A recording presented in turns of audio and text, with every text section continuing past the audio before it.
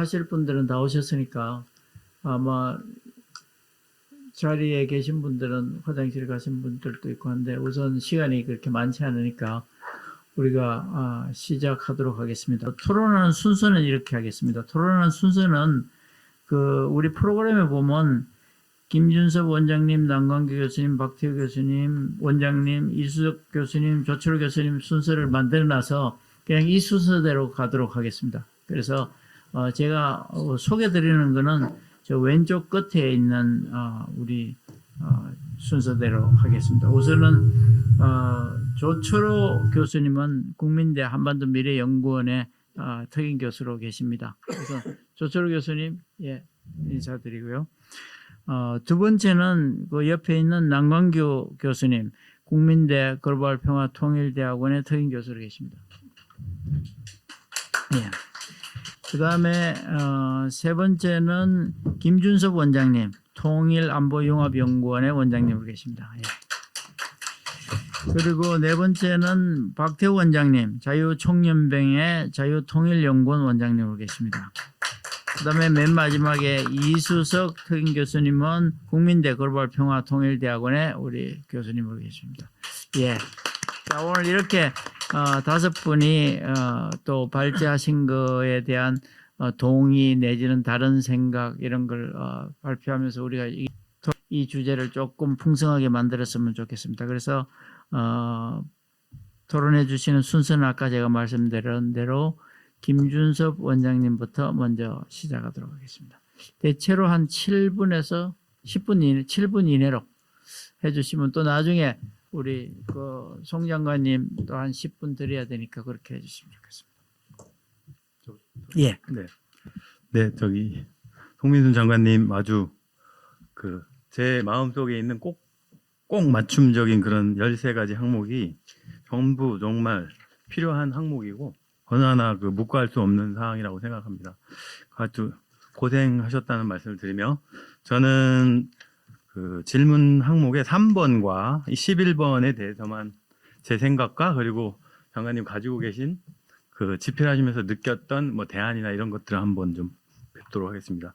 3번 항목에서 한국의 안보의 최후의 안전장치는 있는가 이건데 제가 생각하기에도 북한의 핵 고도화는 결국에는 한반도 유사시에 미군 군사력이 전력 증강이 되는 것들을 사실은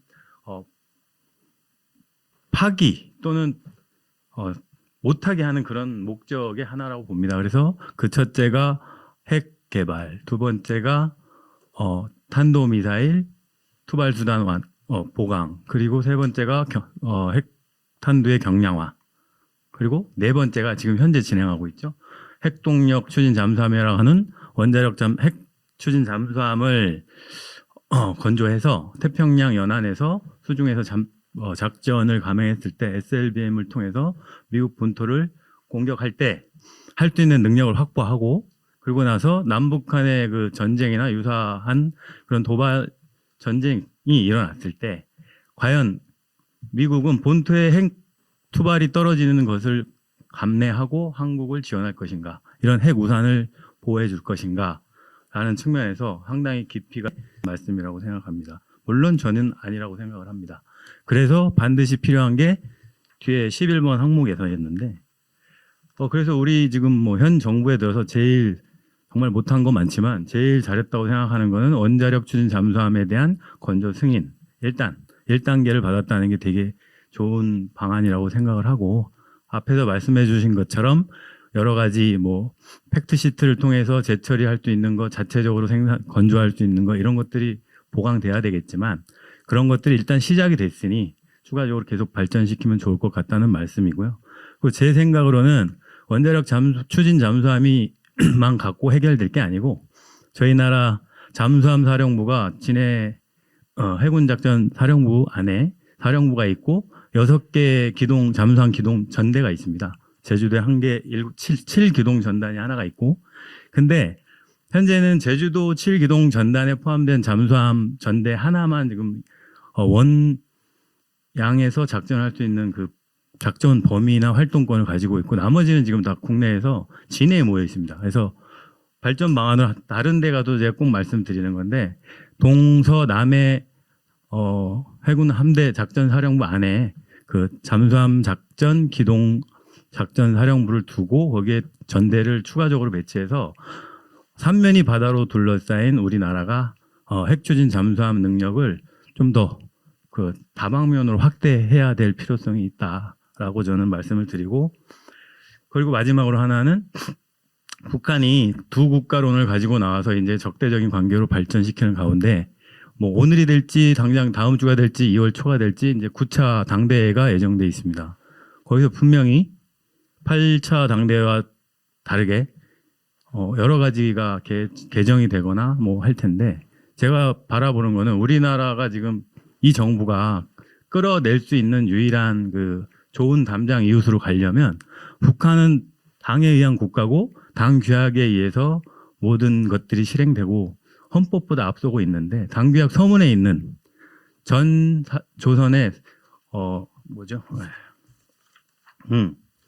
전 조선에서 있어서는 최종 목적이 인민을 이상이 완전히 실현되는 공산주의 사회 건설입니다. 그래서 이 당 규약에 명시된 최종 목적을 좀 완화시키거나 삭제하거나 이것이 먼저 선행되는 그런 정책을 좀 써야 그래도 좀 남북한이 화합할 수 있는 안전된 길로 갈 수 있는 그 길이 열리는 단계가 아닐까 이렇게 생각을 합니다.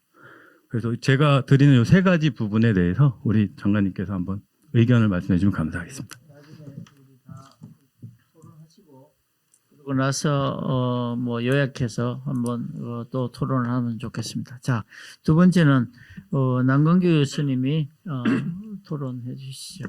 네, 우선 그 송민순 장관님 그 책 아주 역작을 내셨는데 그것을 오늘 다이제스트하게 한 권을 다 읽게 이렇게 잘 해주셔가지고 너무 고맙게 생각하고, 우리 김주영 원장님께서 참 이게 또 좋은 명사를 모시고 와가지고 이게 우리 국민대학교 글로벌 평통대학원의 큰 장점인 것 같아요. 우리가 학기마다 매주마다 거의 장관급 이상의 사실 그 실무를 담당하신 분들의 그 얘기를 들으니까 여러분들은 아마 이게 이론과 실제를 이해하는데 큰 도움이 될 겁니다. 근데 이 클래스 이게 다들 눈이 높아져 가지고 뭐 다들 장관급 오고 또 뭐 전 반기문 유엔 사무총장 오니까 그게 일상적인 거로 생각할 수 있는데 그렇지가 않아요. 정말 이게 우리 대학원이 갖고 있는 큰 장점이자 또 여러분들이 적극 활용하고 널리 알릴 수 있는 프로그램이라고 생각되어집니다. 그래서 오늘 아주 뭐 좋은 시작이 또 이렇게 송민순 장관님 모시고 또 이제 얘기 들으니까 너무 좋습니다.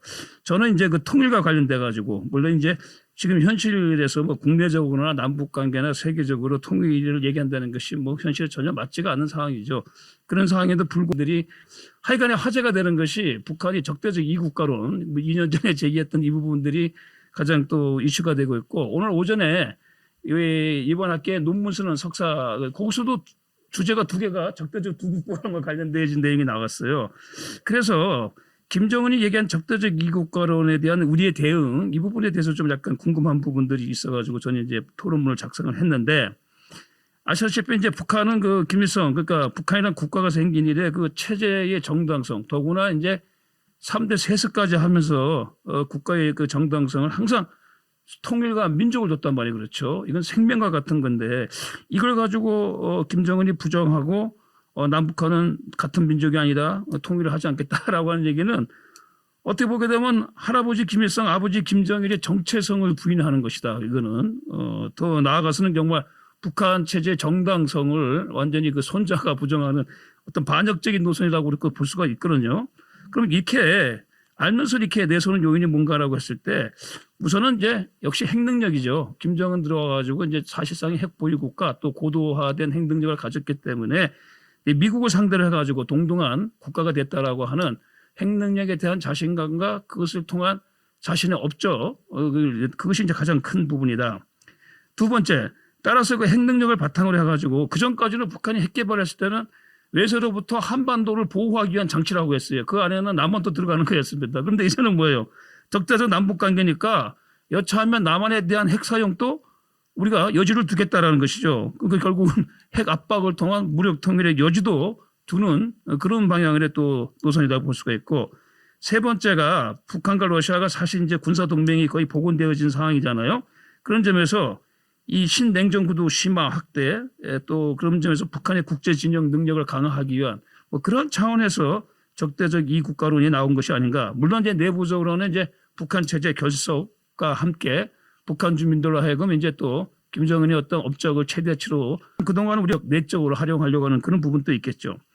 자, 그런 점에서 북한이 사실상 그동안 우리가 북한의 그 통일 방안은 고려 연방제잖아요. 일국 이체제에 그러는데 그래서 여기서 김정은이 통일과 민족 개념을 포기했다. 그럼으로써 북한의 통일 노선과 반대되는 방향이다. 뭐 이렇게 겉으로 보게 되면 그렇게 볼 수 있지만은 저는 그건 좀 섣부른 해석이다라는 얘기예요. 그러니까 제가 앞에서 얘기한 것처럼 핵 사용 가능을 바탕으로 해서 남한에 대해서 아예 그냥 노골적으로 핵으로 위협을 함으로써 정말 북한으로 하여금 북한이 주도하는 통일을 하겠다는 역설적인 어떤 표현이다. 저는 그렇게 보는 거예요. 이걸 가지고 북한 체제의 보호를 위한 수세적 차원에서의 이국가론이라고 얘기를 하고 있지만은 저는 오히려 이것은 방법을 달리한 전술을 달리한 북한의 적극적 통일론이 적대적 이국가론 또 그 배경에는 핵 능력 더구나 여차하면 남한에 대한 핵 사용도 하게 불사하겠다. 그런 점에서 북한이 이제 그 장거리 미사일은 이제 최근 몇 년간 사용하지 않았는데 최근 4년간 단거리 미사일은 쭉 발사했어요. 근데 그 타깃은 범위가 한반도 범위이기 때문에 뭐 그런 점을 가지고 상징적으로 보여주는 것이 아닌가 이렇게 보는 겁니다. 자, 이것이 이제 북한의 입장이라 그러면 문제는 이런 김정은이 적대적 이국가론 얘기하니까 2년 전인가 그럴까요? 그때 2주 뒤에 남한에서도 이에 동조하는 공식적인 그 모임이 국회 내에서 있었어요. 국회에서요. 국회에서 국회의원이 주도한 세미나에서 참석한 시민단체 또 뭐 전문단체에서 그거 지지하는 그러한 있었습니다. 또 그걸 지지하는 국회의원 선명도 있었어요, 실제. 참 남한 사이가 어쩌다 보니까 이런 상황까지 갔는데 그러니까 이게 평화 통일은 무력 통일은 이 북한의 어떤 정치 노선, 통일 노선에 그 동조하거나 실제 그걸 액션으로 동원되어진 대중적 규모가 상당히 무시할 수 없는 부분까지 왔거든요. 그런 점에서 사실 지금 우리 사회 내부가 북한의 연방제 이전까지 북한의 통일 방안이라 할 수 있는 이것이 벌써 이미 오랫동안 뿌리 박혀가지고 사실상 이게 여통에서 날 수 있는 내적 기반이 확보되어 있는 상황입니다. 거기에다 플러스 알파 핵을 통해서 남한을 무력 압박함으로써 오히려 북한 주도의 통일을 하겠다는 그런 의미로서의 적대적 이국가론이 보다 더 북한의 내심이 아닌가 이렇게 보여집니다. 그런 상황 속에서 새 정부가 출범하고 이제 정동영 통일부 장관이 북한의 적대적 이국가론에 대해서 내세운 논리가 평화적 이국가론이에요.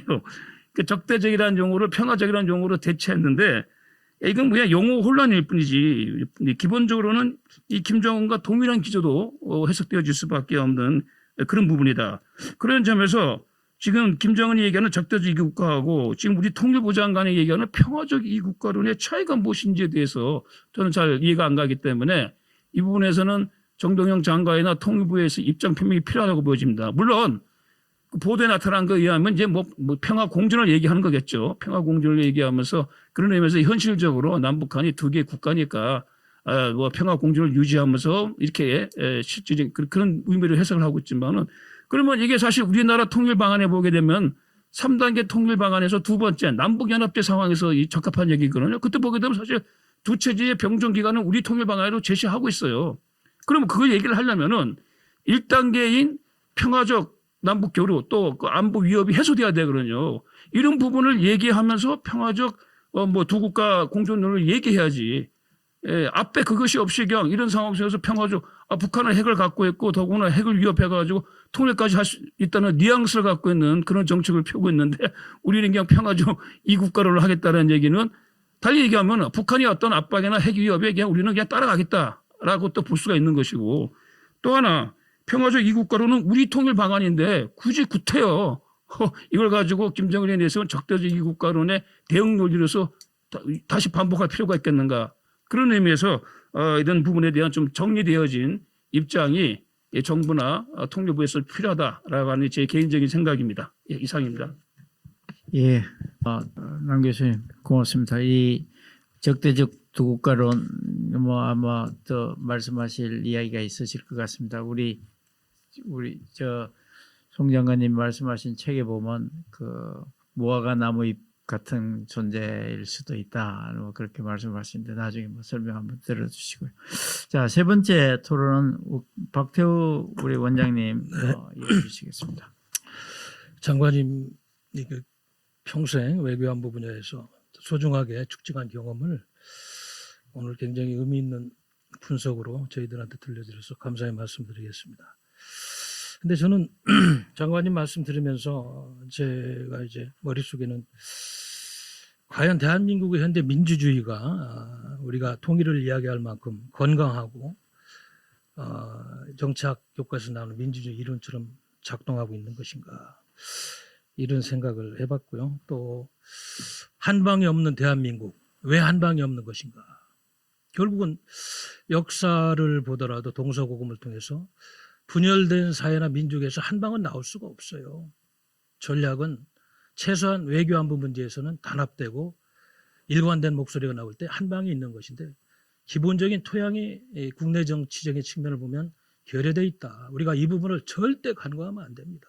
그런 의미에서 소중한 경험을, 정책을 꽃피우기 위해서는 지금 다른 무엇보다도 대한민국의 외교안보 정책을 위반하고 또 여론을 만들고 있는 국회가 과연 이러한 일을 성공적으로 우리가 이루기 위해서 무엇을 해왔는가.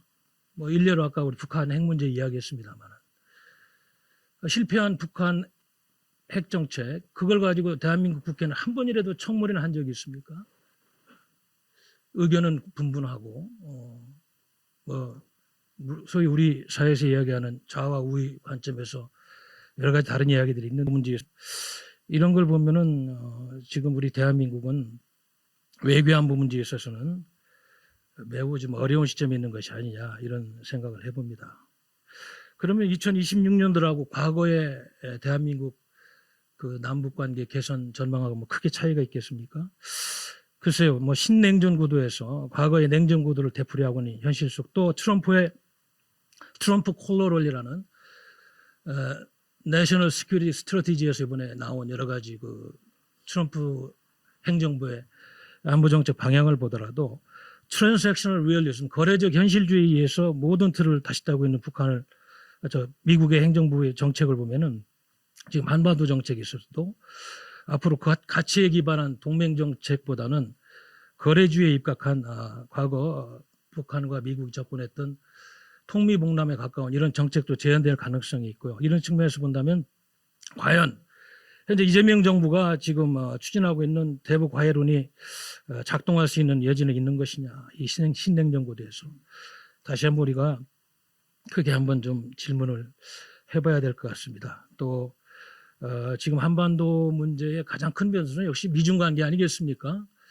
미국의 한반도 정책, 그리고 중국의 한반도 정책이 대만 해협과 맞물려서 어떤 방향으로 전개되느냐. 여기에서 우리 외교부나 우리 국회, 우리 국민들이 만드는 변수는 종속적일 수밖에 없다. 왜? 분단 국가이기 때문에. 북한의 핵을 갖고 있지 않다면 얘기가 다르겠습니다. 이미 핵 보유 국가로, 디팩토 뉴클리어 파워 스테이트로 다 이미 인정하고 있잖아요.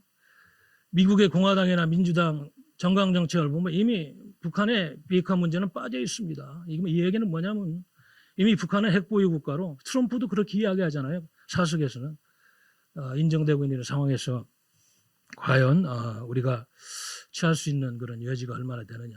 또 앞으로 이제 트럼프 행정부에서 핵 군축 협상론으로 실질적으로 한반도 문제를 타개하러 갈 때 우리가 갖고 있는 카드가 무엇이냐. 이런 걸 보면은 지금 대한민국 국민들이 고민해야 될 여러 가지 과제가 있습니다만은, 그 왜 와싱턴은 서울을 바라볼 때 우리가 아까도 얘기했습니다만은 뭐 와싱턴 선언도 나왔고 그다음에 핵 추진 잠수함 나왔습니다만은 왜 원자력 협정 개정 이야기를 하지 않고 있느냐?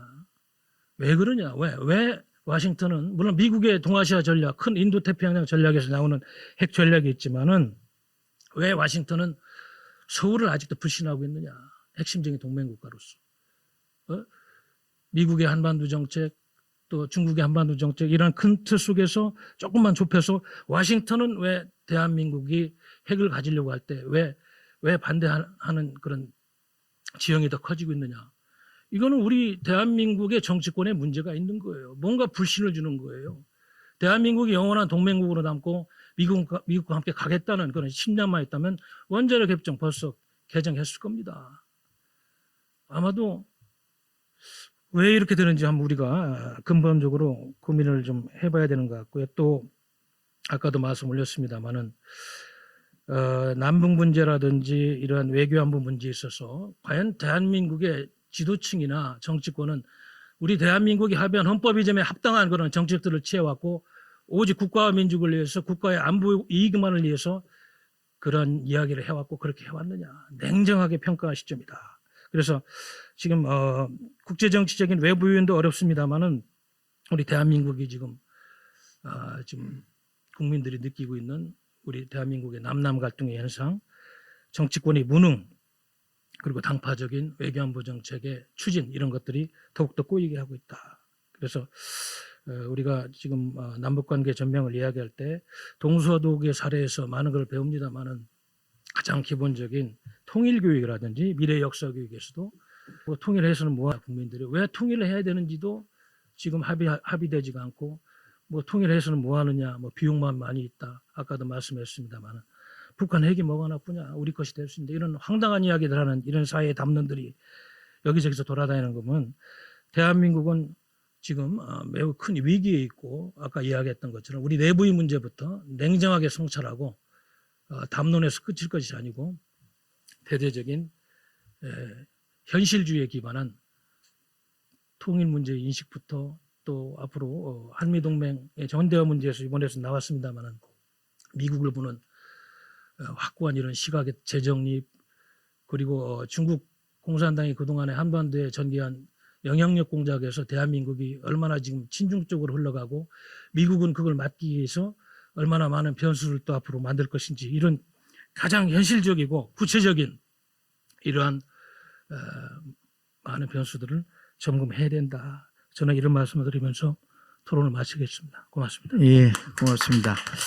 우리 국내 그 분열된 정치적 현실이 우리를 더욱더 아프게 한다는 그런 목소리였습니다. 나중에 또 덧붙일 말씀이 있으실 걸로 보고 다음에 이어서 이수석 우리 교수님께서 토론해 주시겠습니다. 예, 감사합니다. 보통 명사특강 그러면 한 1, 20분 지나면 졸기가 마련인데 오늘은 저도 1시간 하시는데 한 번도 안 졸고 우리 학생들도 보니까 한 번도 안 졸았어요. 그만큼 아주 흥미진진하고 본인의 또 경험담 그리고 또 이론 철학 이런 게 담겨 있어서 정말 졸 새가 없었어요. 그냥 귀를 쫑긋하면서 사실 화장실 가고 싶었는데 이 가는 사이에 어느 파트를 놓칠 것 같아요. 왠지 북한 파트 놓칠 굉장히 그런 생각이 많았던 오늘 우리 송 장관님의 강연이었습니다. 제가 아까 오늘 아침에 국민대 오면서 엘리베이터를 탔는데 저 엘리베이터 안에 학생들이 많이 타더라고요. 저 혼자 이렇게 있고 나머지 학생들은 전부 다 중국말로 얘기하더라고요. 그래서 내가 순간 무슨 얘기 들으면 갑자기 북한이 우리를 쉽게 공격을 못 하겠구나. 이렇게 중국 사람들 얘기 많이 와 있으니까 저는 순간 그 생각이 갑자기 들었어요. 그래서 야 이게 북한 도발을 막으려면 아까 우리 장관님 얘기한 좋은 이유 중국하고도 많이 교류해서 중국 사람이 어쨌든 우리 한국의 서울에서 좀 많이 있고 미국 사람도 좀 많이 와 있고 그래서 국제 교류를 원활하게 하면 되겠구나라는 그런 생각을 했습니다. 제가 오늘 뭐 한 7, 8분 얘기할 거는 이 발제문에 써놨어요. 뭐 남북관계 2026년 어떻게 되고 9차 당대가 아마 1월 말 2월 달 되는데 무슨 얘기할 것인지 저는 김지우 후계 체제도 얘기하고 이렇게 군사적인 그런 전략 무기를 어떻게 개발할 것이냐 뭐 그런 거 있을 것이라고 제가 발제문 써놨습니다. 아까 우리 김재원 원장님께서 이렇게 이 발제문 송민순 원장님 발제문에 대해서 좀 건설적인 비판 혹은 뭐 토론할 거를 제공하시라고 했는데 저는 뭐 딴 거보다도 순간 저는 10번하고 12번 생각이 들었어요. 10번이 좋은 담장 좋은 이웃 또 정상적인 이웃. 근데 말씀이 맞는데 과연 우리 1600년도 국제 외교 유럽의 외교가 생긴 그 이후부터 과연 정상적인 좋은 이웃이 존재했던 시절이 있었는가? 왜냐하면 그때부터 계속 문제는 영토 싸움이었거든요. 오늘도 그린란드 얘기하지만 뭐 계속 1800년대 이런 조약들 보면 네덜란드, 덴마크 막 세워지고 이런 막 수많은 전쟁의 역사에서 정상적인 좋은 이웃이 과연 존재했는가? 딱 제가 외교사 배울 때 딱 2번 이제 들었거든요. 뭐 아시다시피 나폴레옹 전쟁 이후 1815년부터 그 1871년인가요? 독일 통일까지 컨서트 오프 그 비엔나 협조 체제라고 해서 이때가 강대국들이 전쟁이 없었던 유일한 시절이었고 모든 것을 강대국들이 협의했던 아주 좋은 그 시절이었고 또 2차 대전 아까 송 장관님 말씀하셨던 냉전 45년부터 90년까지 45년간을 냉전을 사실은 긴 평화의 시대라고 얘기하는 사람도 있잖아요. 저도 이제 대학원 다닐 때 공부했던 존 루이스 그 게디스 같은 경우는 냉전 역사학자 아주 대표적인 사람인데 이분은 미국의 적절한 세 전략으로 인해서 평화가 유지됐기 때문에 이런 그 어떤 전략이 외교의 어떤 질이 굉장히 중요하고 때로는 적절한 군사력을 사용해서 소련을 제어했다는 거죠. 그래서 그렇기 때문에 냉전이 사실상 이제 평화로 유지됐고 어떻게 보면 좋은 이웃은 아니지만 그냥 나쁜 이웃이지만 적절하게 힘을 제어했던 그런 시절이라고 볼 수가 있습니다. 그렇다면 과연 장관님께서 생각하시는 좋은 이웃 아까 12번이죠. 정상적 이웃. 이게 국제 현실에서 가능할 것인가? 과연 그런 일들이 우리 외교사에서 있어 왔던 적이 있는가? 없다면 우리가 어쩌면 새로 만들어야 되는 그런 시점인데 불행히도 우리 주변에 있는 러시아, 중국은 특히 일본도 마찬가지입니다. 지금은 평화주의 국가로 했지만 불과 7, 80년 전에는 정말 제국주의 정책을 추구했던 나라고 러시아, 중국도 지금도 패권 국가를 넘보고 있는 제국주의 정책을 시행하는 아주 세계적으로 대표적으로 제국주의 침탈 국가인데 이런 국가들 사이에 끼어있는 우리가 정말 이들을 정상적인 이웃으로 만들 수 있을 것인가? 그러면 어떤 전략을 수립할 것인지 제가 아직 책은 후반부를 못 읽어봤습니다. 아마 이 내용에 충분히 있으라고 생각하는데 그 부분에 대해서 좀 설명을 해주시면 감사하겠습니다. 이상입니다. 예, 고맙습니다. 예, 이야기거리를 많이 만들 시간이 많이 필요할 것 같은데 마지막으로 우리 조철우 교수님 토론해 주시고 그리고 우리 그 장관님 답변하시기 전에 우리 프로에서도 질문할 거 있으면 한두 분 받고 그리고 총괄해서 한꺼번에 중복되는 게 있을 수 있으니까 답변 듣도록 하겠습니다. 자, 조철우 교수님 토론해 주시죠. 예. 먼저 송민순 장관님이 남북관계 관련해서 좋은 이야기를 듣게 돼서 기쁘게 생각합니다. 반백년, 50년 동안에 겪었던 경험 속에서 나오는 내공이 있는 이야기였지 않나 생각이 들고요. 저는 2026년 남북관계 현황, 전망 그리고 정책적 과제 아마 후반부 쪽에 더 집중해서 얘기하고자 합니다. 이 북한 같은 경우는 다 알다시피 적대적 두 개 국가 노선 얘기를 하고 있는 그런 형태. 그에 비해서 이제 남북한은 평화 공동전 프로세스로 얘기하고 있는데 두 개를 비교해 보면 북한의 그림은 명확하게 보이는 반면 한국 쪽의 정책은 좋은 말은 좋은 말인데 구체적인 내용은 뭐가 뭔지 잘 나타나고 있지 않느냐. 전쟁이 없는 평화 공동성장 하는데 어떻게 전쟁을 없게 하는지 어떻게 평화 공존을 하는지 어떻게 공존성장 하는지에 대한 이야기를 없는 그런 형태다 이렇게 될 수 있겠고요. 26년도 남북관계를 전망해 보자 한다면 올해 남북관계는 어떻게 될 것이냐를 알고 싶으면 출범한 지 얼마 안 되지만 몇 개월 동안에 이재명 정부의 남북관계는 어떠했는가를 생각해 보아야 되지 않는가. 작년에 이재명 정부의 남북관계가 왜 계속적으로 교착 상태에 머물렀는가. 이재명 정부는 심리적인 조치를 완화하고 평화적인 분위기 조성을 했지만 그렇다고 해서 남북관계가 더 좋은 관계로 갈 수 있는가.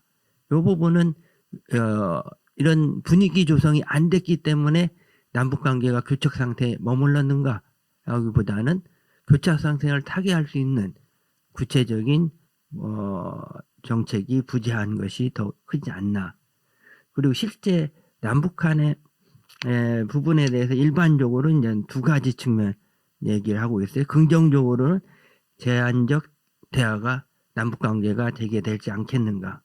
두 번째, 부정적으로 구조적인 교착이 지속되지 않겠는가 하는데, 저 자신을 볼 때는 긍정적인 것보다는 부정적인 쪽이 더 가깝지 않느냐.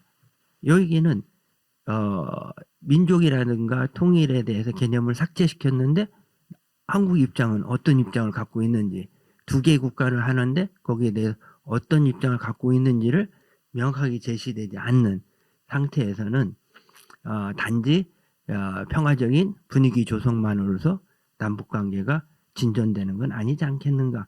대신 북한 쪽 입장에 볼 때 저 같은 경우는 이제 두 개 국가로 제시한 것 자체가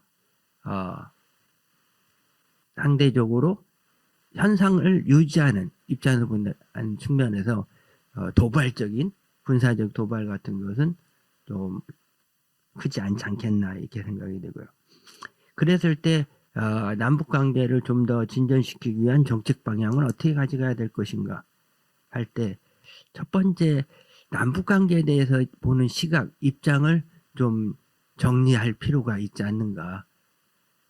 실제 뭐 이재명 정부 출범 당시 할 때도 뭐 국방부와 통일부에서 주적 개념에 대해서 서로 상의한 부처 간의 모습을 보이는데, 이런 부분에서도 북한을 어느 쪽 입장에서 보고 있는가, 보야 되는가 하는 부분에서 안보 입장이냐, 평화 입장이냐, 민족 입장이냐, 북한이 민족이나 통일에 대해서 삭제시킨다고 하면 거기에 대한 이 정부의 구체적인 정책 대응은 무엇인가 할 때 다시 한번 남북관계에 대한 근본적으로 어떤 시각에서 볼 것인가를 고민해 봐야 되지 않는가 이런 생각. 적대적인 두 번째, 이 적대적 남북관계에서 비적대적인 남북관계로 전환시키기 위해서는 어떻게 될까?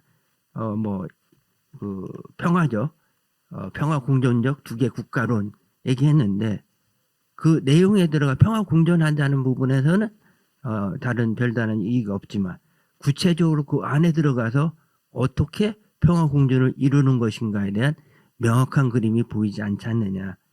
북한의 핵 문제, 핵 보유를 인정한 상태에서의 평화 공존인지, 아니면 한반도 비핵화로 된 평화 공존인지. 다음에 두 번째 부분 같은 경우는 정치 체제, 그 다음에 군사적인 위협, 서로 다른 정치 체제가 어떻게 평화 공존하고 군사적 위협이 존재하는 속에서 어떻게 평화 공존을 가야 되는지, 그 구체적인 그림을 좀 더 고민하고 만들어갈 필요성이 있지 않나 이런 생각이 듭니다. 이상으로 마치겠습니다. 그 토론해 주신 분들 그 내용 중에는 뭐 토론을 위한 질문도 있지만은 또 본인의 의견을 또 생각을 말씀하신 것도 있기 때문에 전체를 통틀어서 장관님이 뭐 편하게 답변 내지는 뭐 다시 한번 재반박 말씀하시면 될 것 같고요. 우선 우리 프로에 계신 분들 중에 나 요거 오늘 질문 안 하고 가면 오늘 잠을 못 자겠다, 그런 게 있으면 한두 분 말씀하시는 걸로 하겠습니다. 누구 토론하실 분들이나 질문하실 분은 소속 말씀하시고 이야기해 주시면 좋겠습니다. 손 들어주시면 예, 저 뒤쪽에. 예. 잠깐만. 예. 저기 살아있는 동안에 질문할 기회가 그렇게 많지 않아요. 예? 그러니까 편안하게 하세요. 예. 예.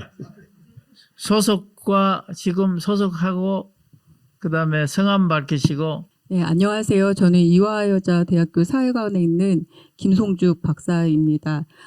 제 전공은 일단 우리 송민순 외교부 장관님께 국제 정세와 한반도 평화에 관련해서 질문을 드리고 싶은데요. 지금 어쨌든 신냉전 상태로 도래했고, 그리고 미중 대결이 격화되는 상황에서 제 전공은 중국 공산당 외교 전술 전략이 제 전공입니다. 쉽게 말하면 1대1로가 제 박사 논문이었고요. 그걸 쓴 건 2012년도 13년 전입니다. 중국이 중국이 1대1로를 한 나라들이 이제 뭐 동남아도 있고 우리나라를 비롯해서 아프리카 국가도 있는데 그거에 이제 가장 제가 연구 결론에 따르면 겉은 경제 협력이나 이런 걸 했지만 첫 번째로는 부채 외교죠. 차관을 뭐 도로나 이런 걸 깔아주면서 상대 국가를 부채에 빠지게 하는 부채 외교를 통했었고 결국 이게 신제국주의 방식, 식민지주의 방식이어서 현재 많은 반발을 사고 있었거든요.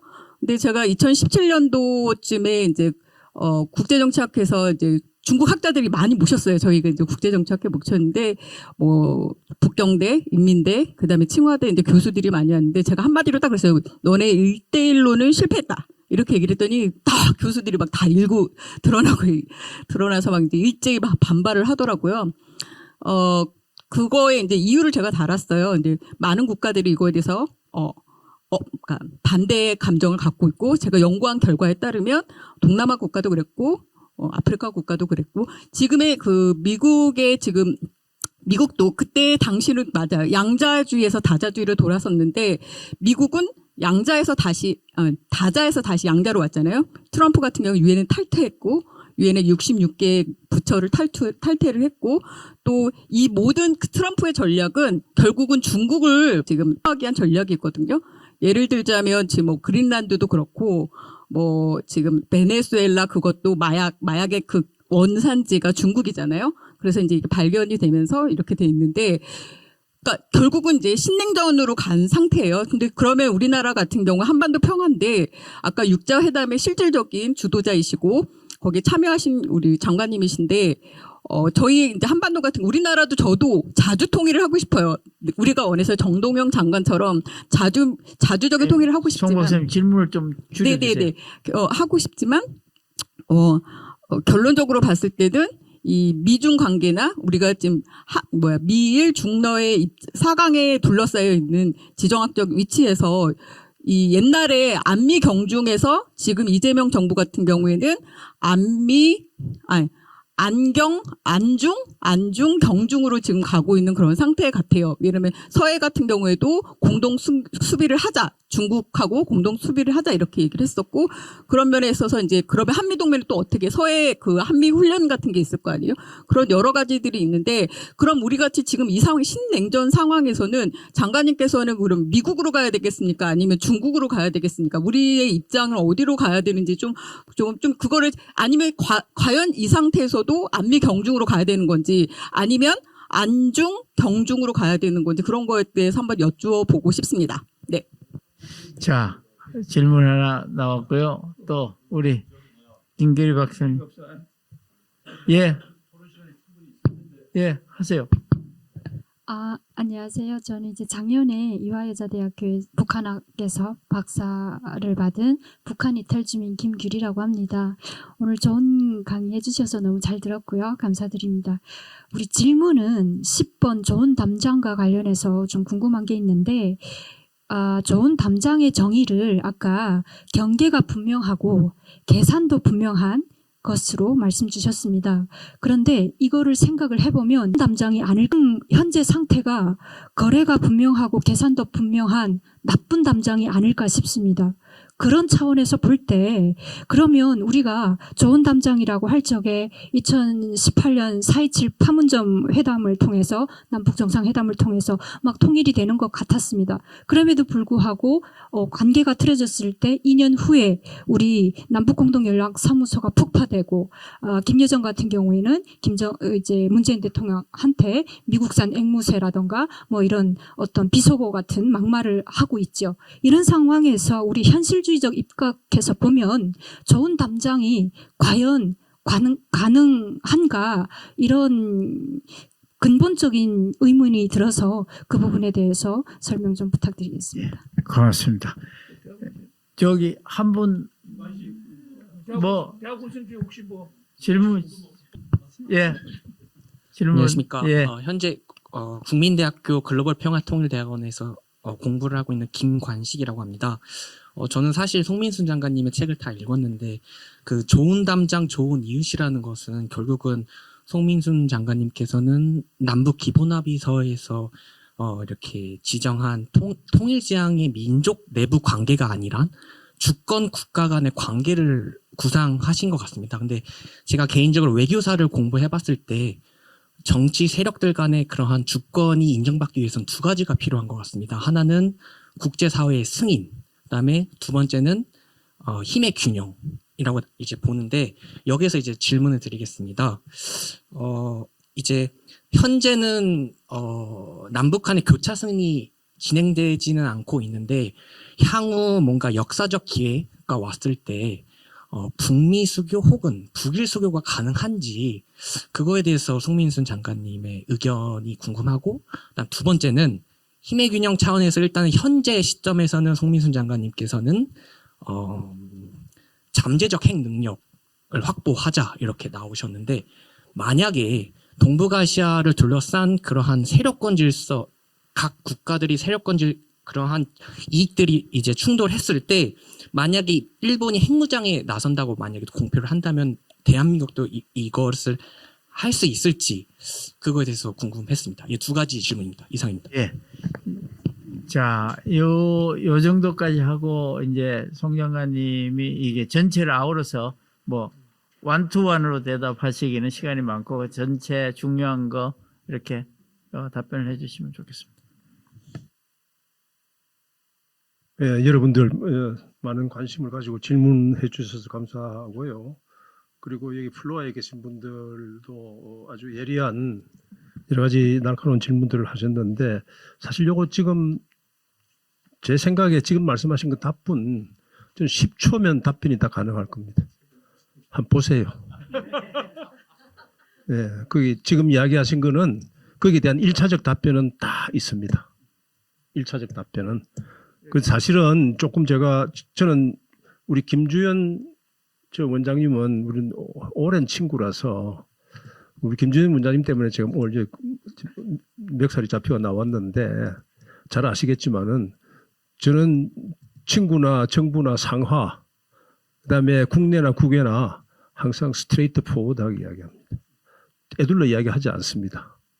저는 사실 여기서 오늘 책을 한번 대충 다 보고 양파 껍데기를 지금 벗기는 게 아니고 한 번 벗기고 두 번째 양파 껍데기를 벗기는 토론을 생각을 했는데 책에 썼던 이야기를 그냥 다시 다 되풀이 하려고 그러니까 약간 좀 사실은 힘이 조금 빠집니다만은 그럼에도 불구하고 우리가 오늘 이렇게 이 짧은 인생에 1시간대 항공 자리를 같이 했다는 건 엄청난 인연이기 때문에 제가 답변 드릴 수 있는 데까지는 최대한을 다해서 말씀을 드리겠습니다.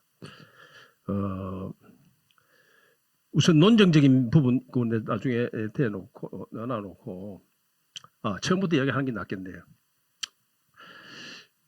이거는 책에 있는 부분이 아닙니다만 김준석 그 원장님 여러 가지 중에서 원자력 추진 잠수 믿지 않습니까? 요건 한번 좀 다른 각도에서 볼 필요가 있다고 생각을 합니다. 원자력 추진 잠수함. 우리가 지금 첫째 여기 많은 분들이 원자력 추진 잠수함, 핵 추진 잠수함을 핵무기라고 착각을 하는 분들이 있어요. 이거는 재래식 무기를 탑재하는 원자력 추진 잠수함입니다. 미국이 아주 그걸 지적을 해가지고 명시적으로 미국의 국무부 차관보고가 브리츠인가 재래 무기를 탑재하는 이런 거예요. 그런데 핵 무기를 가지지 않은 나라가 핵 추진 잠수함을 가진 적은 아직까지는 없어요. 호주가 지금 이제 그걸 하려고 하고 있는데 호주라는 거는 이제 바로 옆에 적대국이 있는 것도 아니고 핵국가 있는 것도 아니고 그 대신 워낙 커버해야 될 영역이 호주는 자기들이 배타적 경제 수역이 약 1000만 평방킬로미터가 됩니다. 커버해야 할 수역이 우리가 얼마쯤 될 것 같아요?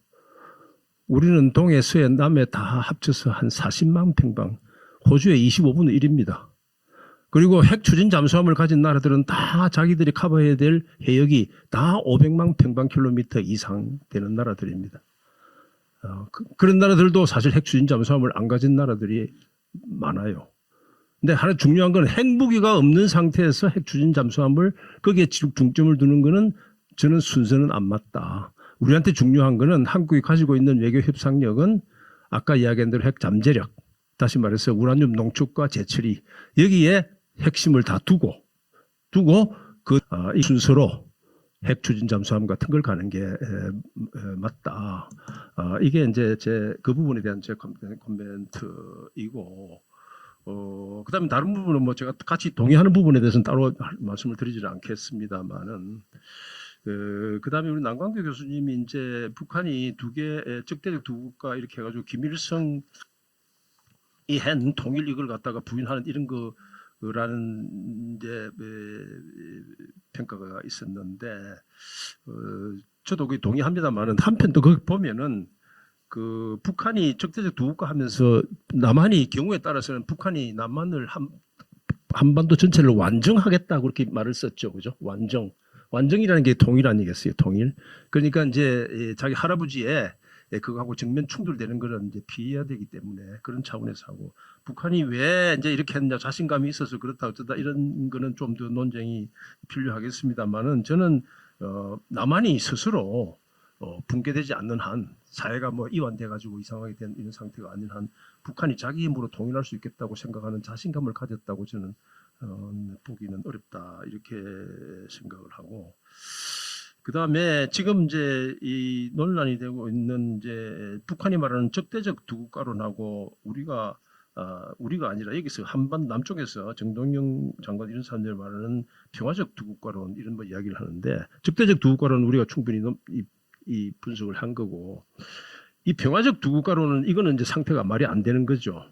아니, 북한은 핵을 가지고 우리를 위협하고 있는데 그 상태에서 어떻게 평화적으로 삽니까? 근데 저의 고민은 그럼 그걸 어떻게 해야 되느냐 생각을 하는데, 그러면 우리도 핵을 가지면 좋아요. 그런데 우리가 핵을 가진다고 했을 경우에는 핵을 가짐으로써 했는 효용보다도 핵을 가짐으로 해서 치러야 될 비용이 훨씬 더 크기 때문에 그런 선택의 여지가 안 되는 겁니다. 우리 약을 먹을 때도 배탈이 왕창 나가 있는데 소화제를 먹었는데 배탈은 나왔지만은 목숨이 날라. 그럼 이건 소화제가 아니잖아요. 독약이잖아요.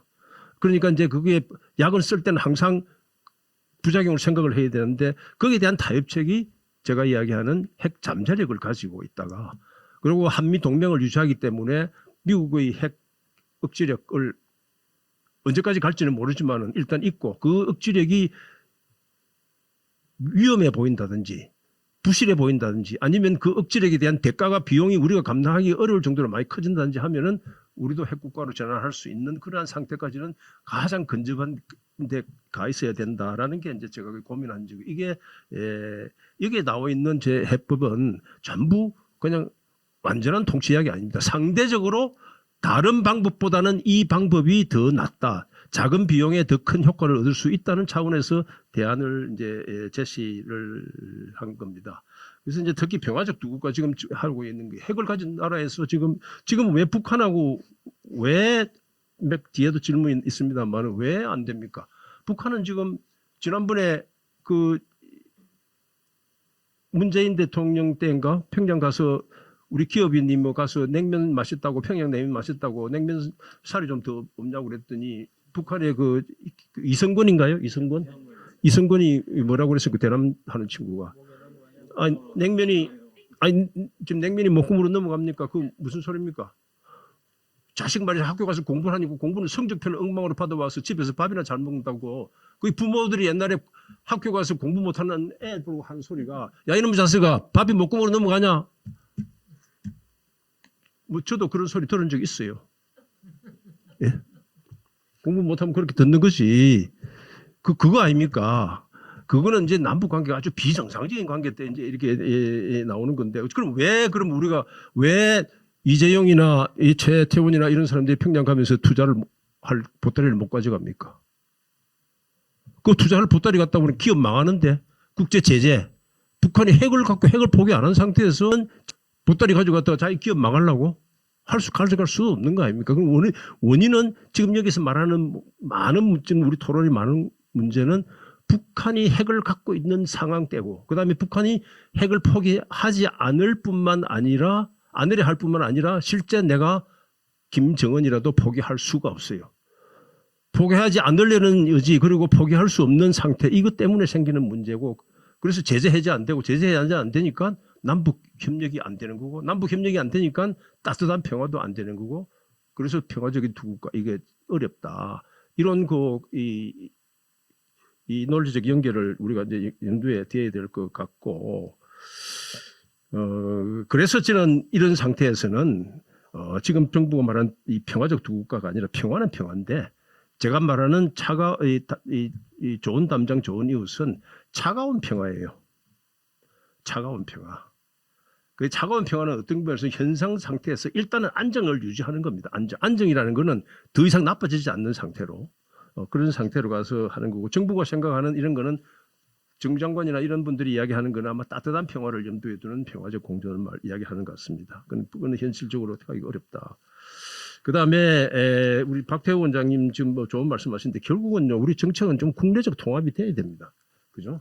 국내 안에서 되지 않는 거는 하고, 지금 이제 저는 이거 보수 진보 다 비판하고 싶은데, 사실 뭐 보수 진보 다 비판하는 그 사람은 아무도 비판할 능력이 없어요. 지는 다 중간에 서서 지 혼자 훌륭한 사람 되겠다는 소리 같기 때문에 그건 안 되지만, 그럼에도 불구하고 보수는 보수대로 북한 정책을 정치에 이용하고, 진보는 진보대로 북한 정책을 정치에 이용해 왔습니다.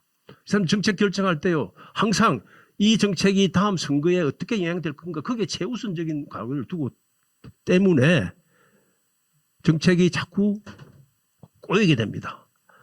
제가 의도치 않게 지난번에 썼던 빙하는 움직인다라는 해고록에서 생각지 않은 파악을 겪었는데, 거기에도 제가 지적한 거는 제 그 제목에 이런 게 있습니다.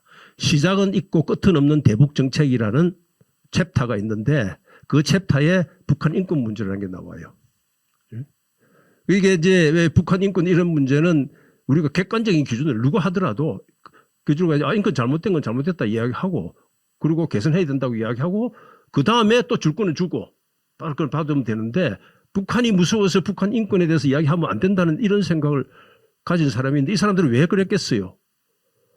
그 사이에 북한의 비위를 거스르지 않고, 그 사이에 남북 간에 정상적이든 아니든 하여튼 이 관계를 계속 유지하면서 그것을 다음 선거 때 분위기로 활용하려고 하는 정치적 의도가 작용하기 때문에 그러는데, 그런 의도가 작용하는 한 대북 정책은 누가 하더라도 제대로 되기 어렵다는 걸 제가 회고하면서 지적을 한 적이 있는데, 바로 이러한 그 국내 정치에 이 대북 정책이 계속 활용되고 있고, 그래서 이런 토론이 매일 필요하고, 사실 이런 토론이 국회 같은 데서도 계속돼야 되는 겁니다. 뭐 하루아침에 되는 건 아니고.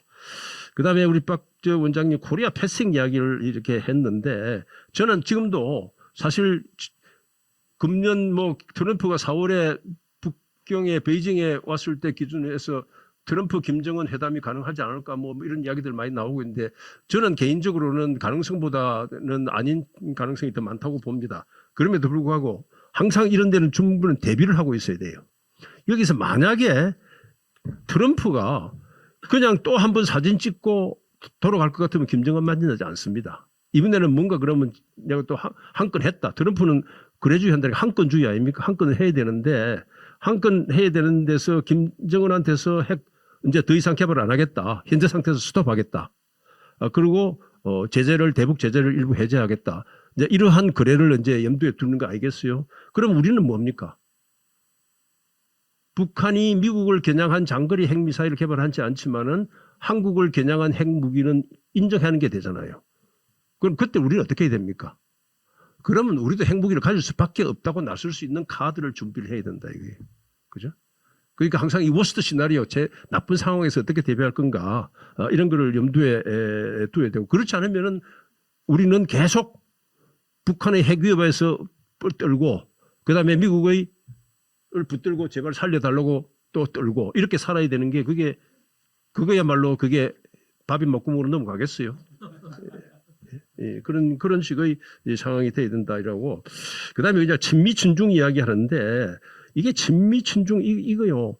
우리는 여당이 아니라 보수적인 사람들은 진보를 비판하기 위해서 친중이라고 그러고, 또 진보적인 사람은 보수를 비판하기 위해서 저 사람은 완전히 미국 앞제비지 않느냐 이렇게 이야기를 써먹는데, 이게 친미 친중이 왜 기본적인 게 뭡니까? 자기가 판단할 때 그게 나라의 이익이 맞았기 때문에 미국하고 좀 잘 지내보자. 또 중국하고도 또 잘 지내보자 이렇게 이야기하는 거를 가지고 상대방이 자기 국내 정치적 목적으로 소위 프레이밍 한다고 그러잖아요. 네이밍 앤드 프레이밍. 프레이밍 앤드 네이밍을 하려고 친중 진보 이렇게 붙이는 거는 그거는 아주 좋지 않고 앞으로 어떤 사람들을 친미다 친중이다라고 붙여가지고 비판하는 사람은 그 사람의 말에 대해서 무게를 주지 마세요. 그거는 순전히 벌써 근데 다만 이제 그럼에도 불구하고 더 객관적으로 이야기하면은 우리는 어쨌든 지금 우리의 목숨 자체를 안보 자체를 미국에 의존하고 있습니다. 지금이라도 만약에 여러분들 한번 생각을 해보세요. 주한미군 막 당장 아니라 내년부터 철수한다. 이렇게 됐을 때 우리한테 어떤 영향이 올 것 같아요. 그래서 여러분들이 어떤 상황을 판단을 할 때는 그 가상되는 상황을 현실화시켜서 비주얼라이즈 한다고 그래요. 자기 눈앞에 현실로 대입을 시키고 아까 제가 추상적인 말을 갖고 돌아가면은 그걸 구체적인 언어로 치환시켜 보라고 했고 그걸 비주얼 어떤 문제가 이렇게 생겼을 때는 그걸 미래의 상황을 하지 말고 내 눈앞에 있다고 그걸 비주얼라이즈 실제 현실화 시켜 보라고. 자, 미국이 내년부터는 당장 철수는 안 한다고 그러지만 이제 미군을 줄이겠다. 철수 아니라도 줄이겠다. 이렇게 했을 때 우리가 안팎으로 어떤 영향을 받겠어요? 당장 떨어지는 게 주가부터 폭락하고 그다음에 짐 싸가지고 미국 가서는 더 늘어나고 그게 나라가 되겠습니까? 그런 게 현실이란 말이에요. 그죠? 그러니까 저는 우리가 발이 2개 있지 않습니까? 발이 2개 있으면 오른쪽 발은 확실하게 한미 동맹. 그런데 우리가 여러 가지 상황에 또 일본도 안 끼워줄 수 없기 때문에 일본 붙여서 한미를 하고 그다음에 한 발은 조금 탄력성 있게 움직일 수 있는 그러한 자세를 제가 비유적으로 설명하면은 그런데 그 한 발을 조금 더 탄력적으로 움직일 수 있는 자세를 갖추려고 그러면 제가 이 책에서 이야기하려는 좋은 담장, 좋은 이웃 정책으로 갔을 때 그러한 룸이 더 커진다라는 거를 말씀을 드리고 싶고요. 그다음에는 이제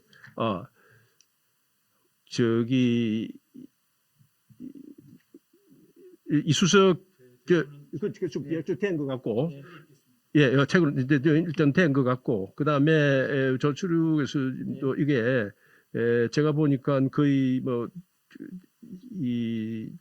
된 것 같은데 혹시 모자라는 부분이 제가 이렇게 보니까 우리가 이제 대북 정책 중에서 하나가 이게 중요한 포인트인데 국내 정치하고 정책을 하면은 우리 선거 정치 구조가 5년 대통령 5년 단임제잖아요. 그럼 5년 내에 결과를 봐야 됩니다. 5년 내에 성과를 봐야 돼요. 그러면 굉장히 승부가 급합니다. 국내 정책은 예를 들어서 다리를 놓는다, 4대강 무슨 운하를 한다 이러면 대외 설계하고 예산 태우고 불도저 갖다 대면 그때부터 공사가 시작됩니다.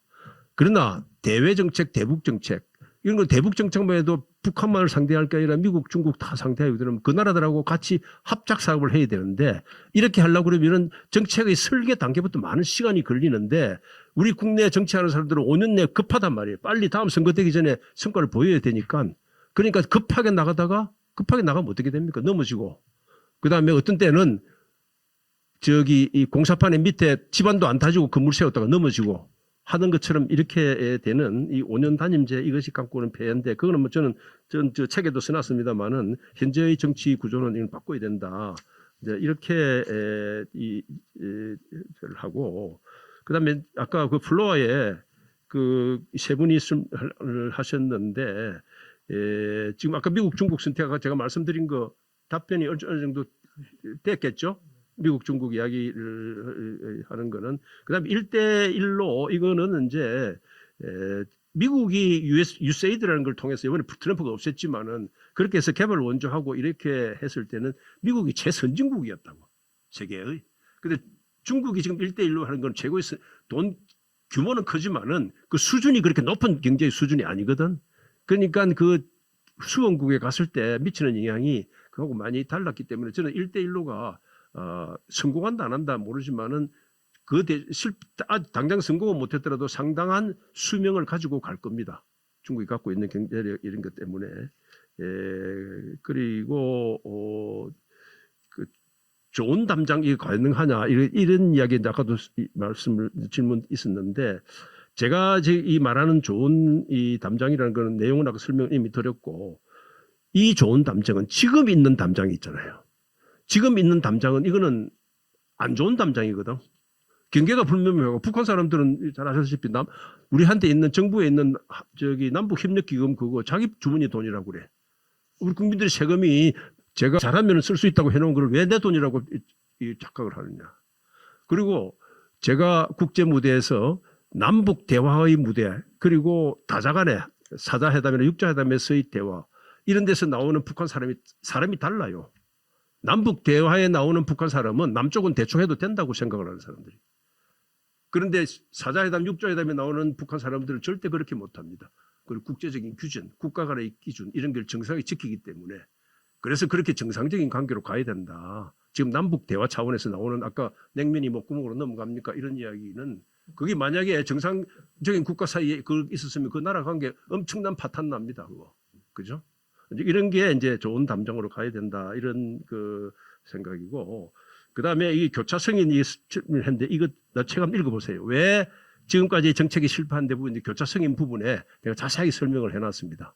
교차성인 거 한번 저 읽어 보시면 좋겠고 일본이 핵무장을 아까 마지막으로 했는데 일본이 핵무장을 했대 한국이 같이 핵무장 가는 거는 거의 투인으로 가는 거죠. 거의 쌍둥이처럼 그렇게 갈 수밖에 없다 이런 생각을 하고 그런 면에서 사실 미국이 북한의 뭐 지금 트럼프는 다릅니다만 그 전에 부시 바이든, 클린턴 다 이때까지 가장 중시하는 거는 북한 핵무기 문제를 잘못 관리했을 때 바로 일본의 핵무장으로 가고 그것이 완전히 핵확산으로 가는 그런 위험 때문에 거기에 비중을 많이 두었는데 지금 최소한 트럼프는 전술상으로 그러는지 그 부분에 대해서 굉장히 애매한 태도를 지금 취하고 있는 게 또 현실이다. 우선 제 이야기는 여기서 끝을 내겠습니다. 예, 고맙습니다. 이게 또 책 다 읽고 나서 뭐 한 몇 달 후에 다시 한번 모셔야 될지 모르겠네요. 하여튼 오늘 귀한 말씀 이렇게 짧은 시간에 정리해 주셔서 고맙고 제가 최근에 나온 저도 책을 뭐 열심히 읽는 사람 중에 한 사람이라고 저는 생각하는데 많은 책들을 읽었는데 외교안보 분야에서는 가장 잘 정제되고 중심이 잘 잡혀 있는 책이라 여러분들한테 아주 강추하는 바입니다. 그리고 옆에 친구들도 이런 공부를 하는 사람들은 다른 생각을 갖고 있더라도 한번 읽어보고 여기를 바탕으로 내 생각을 정리해가는 게 필요하겠다 그렇게 생각이 듭니다. 이왕 귀한 말씀 감사드리고 우리 박수로 마치고 또 다음 세션이 있기 때문에 여기서 마쳐야 될 것 같습니다.